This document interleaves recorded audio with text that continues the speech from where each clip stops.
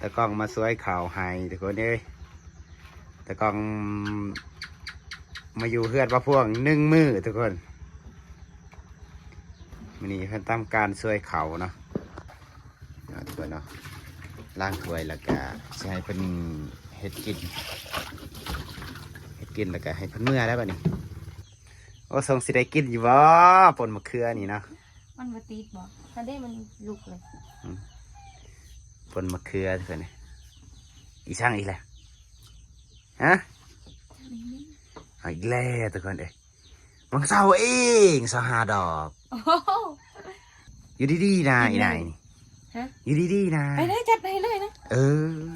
อยู่ดีนะบ่นะเอ๊ะอีสังอีท่านี่วางยาเองทุกคนเลย2 ดอก จัดได้เอาเลยทุกคนไปนะยาเด่นยาสบายดีพี่น้องมื้อนี้ก็ตะกล้องมาสวยข่าวให้ทุกคนเอ้ยตะกล้องมาอยู่เฮือนว่าพวง1 มื้อทุกคนมื้อนี้เพิ่นทำการสวยเขาเนาะทุกคนอยู่ดีบ่มากเนาะทุกคนเนาะเพิ่นก็มาเฮ็ดกินแล้วก็สวยเขา1 เขาเป่าไฟนะทุกคนนี่สบายดีนะเต้ ทุกคนสบายดีพี่น้องพบพอกันตอนเสาร์เนาะเป็นเวลาจากโมง6 โมงบ่6 โมง6 โมงเสาร์กับบ่ทันได้เมื่อเพิ่นมาสวยเขาให้บ่พวงทุกคนเลยมานึ่งเขาให้เนาะแล้วก็สิเฮ็ดกินอีกได้เพิ่นว่าอะไรทุกคนเลยมาอยู่นำแบบบ่ได้บอกเนาะบ่แม่นมาอยู่นะมาแต่มื้อนั้นแล้วบ่ทันเมื่อทุกคนเอ้ยและบ่ได้ขอบ่ซื้อมือมาแต่มื้อนั้นเพิ่นแหละมื้อใดมาแต่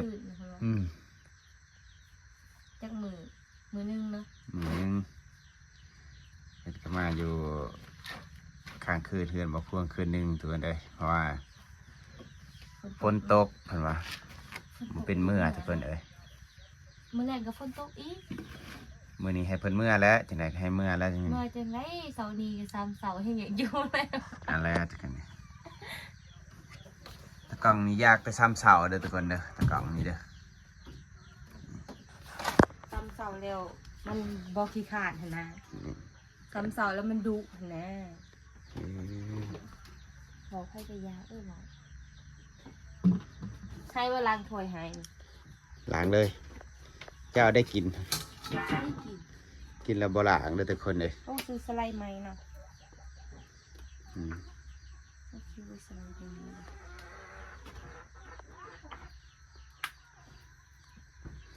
กินแล้วก็ล้างบ่ล้างบ่ได้ถ้าล้างนี่ให้จักดอกบ่ให้ดอกกินเองจะกินเองจะตั้งล้างเอง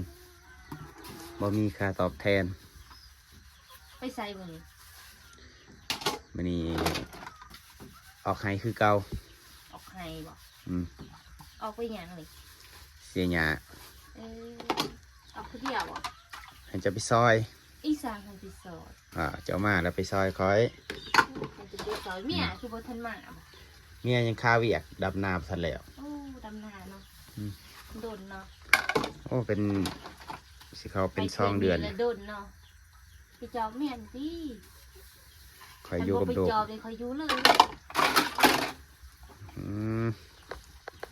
ยังอีกประมาณ4-5 มื้อนี่ก็แล้วแหละดำนา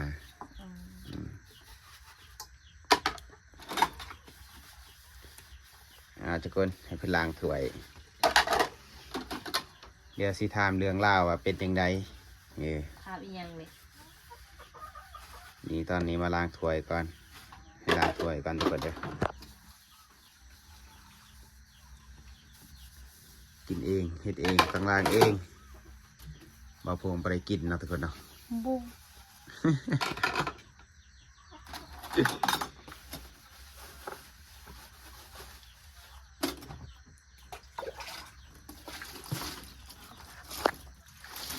ล้างถ้วยล้างน้ำกินข้าวกินน้ำแล้วก็เมื่อเด้อ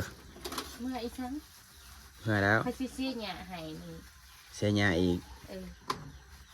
โอเคขันโดดนั่นโอเคบ่เมื่อก็ได้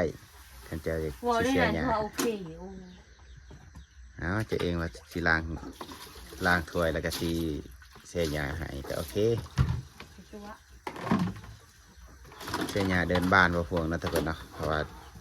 หญ้ามันก็หกแหละ มือได้ละบุญมีบ่บุญบานเจ้า บุญบาทบ่ เออ อีก2-3 มื้อนี่แหละบุญเข้าพรรษา เขาเป็นซาบ่ อืม เมียมาแล้วเนาะ บางเทื่อก็มาบางเทื่อก็บ่มา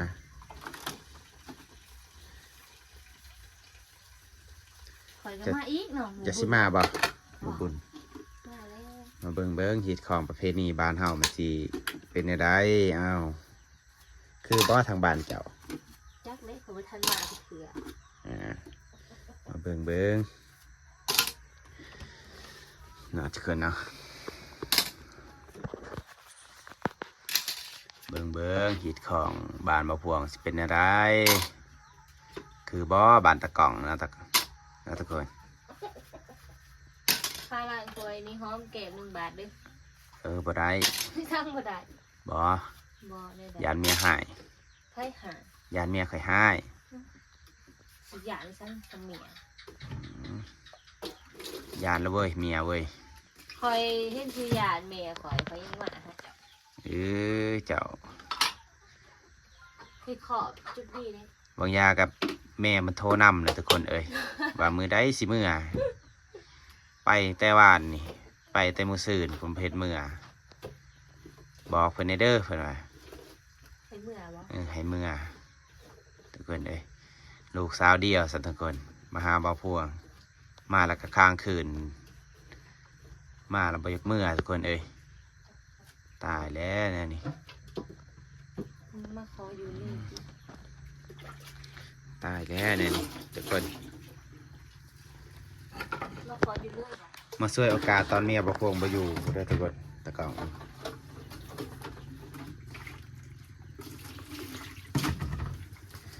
บ่พวงกับยานคือกันนะทุกคนเนาะ อย่าสั่ง ยานเมียเห็น บ่ เมียมาเห็นตะกล่องอยู่เฮือนเฮาเนี่ยโอ้ยเมียสิว่าจังไดบัดนี้เอาแล้ว ตอนนั้นได้เห็นมันคือว่าเนี่ย ตอนนั้นก็ตั้งตอนนี้ก็ตั้ง ต่างบอก เอาทุกคนเนาะล้างถ้วยแล้วก็สิให้เพิ่นเฮ็ดกินแล้วก็ให้เพิ่นเมื่อแล้วบัดนี้เอาทุกคนตอนนี้เพิ่นก็สิเฮ็ดกินนะทุกคนเนาะกำลังสิดังไฟ มันคือสิน้านี่ ต้มมะเขือทุกคนเอ้ย ไอ้สร้างตรง สิป่นมะเขือใช่อันนี้คือกินอาหาร รูด รู้แท้ โอ้คอยได้บานๆดีแล้วแต่ว่ากินอันนี้คอยว่าอยากกินสมอง จะเกิน โต เอ้ย พาไปกินปลาเทือว่ะ อ้าวบะฟงบะมีเงินเด้นี่ทุกคน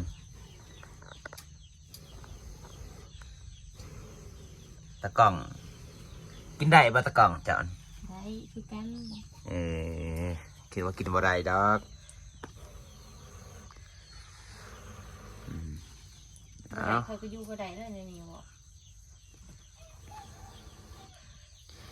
เป็นบ่เด้ดังไฟนี่ แล้วปฏิปเทือน เนี่ยดังไฟก็บ่เป็นทุกคนบ่ลุกซ้ำ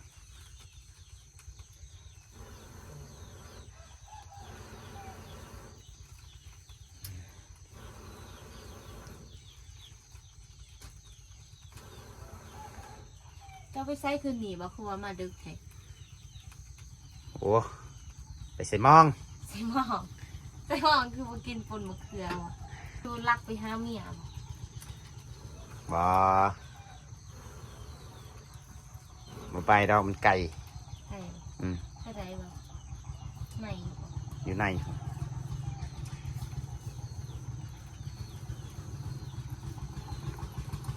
โดนแล้วบ่ได้เห็นเมียจ้ะเนาะ เออ มันเมื่อบานไปดำนา